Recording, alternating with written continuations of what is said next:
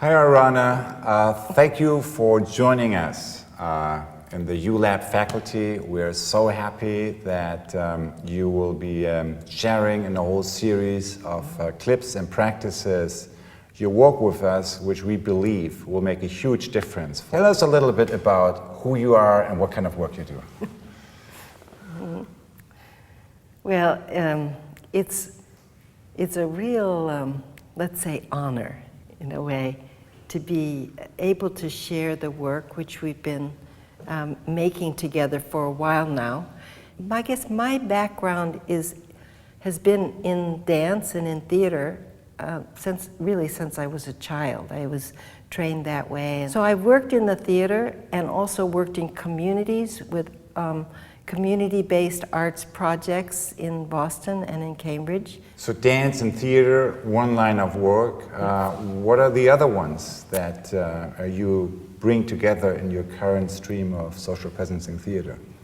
So I'd say the second one is a meditation, mindfulness, awareness practice. I met my own teacher of that in 1974 and have been part of the Shambhala community ever since then, and was particularly attracted and provoked and inspired and challenged by this notion that personal meditation could be the basis for creating enlightened society.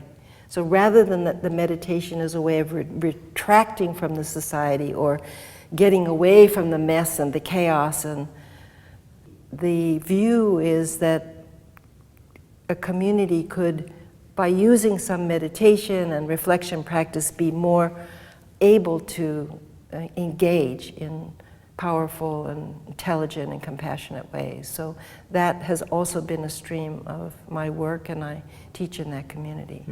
I think maybe the third thing we could say is that my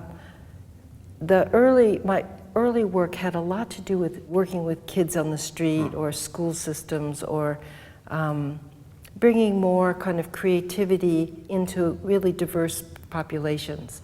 And I started working for the city of Boston when Dr. King was murdered, where there was a big project actually to bring young people, I was young at the time, to actually working in communities, in the very diverse communities of Boston, using arts practices to help understand what was actually going on. What happened afterwards? Well, I just continued to work in arts and education in a variety of different, either teacher in service or how classroom teachers could bring more creativity into the classroom. But I think also that because of the difficulty of the times, the murder of our presidents, and I think it was also a time that I went towards yoga and qigong and meditation and kind of lost faith to some extent about being politically or engaged. And really, I mean, quite frankly, me coming back to ALIA, the Shambhala Institute for Authentic Leadership, that was in 2001, and then meeting you a few years later and meeting so many people that were doing really,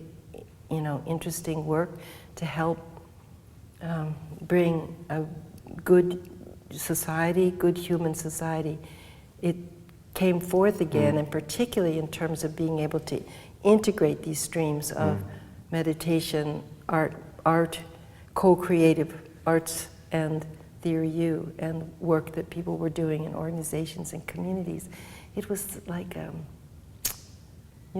real blessing to realize that there was some way, not just me, but others who were working in the arts and in meditation could really engage in projects and bring what they had learned through their practices into change work.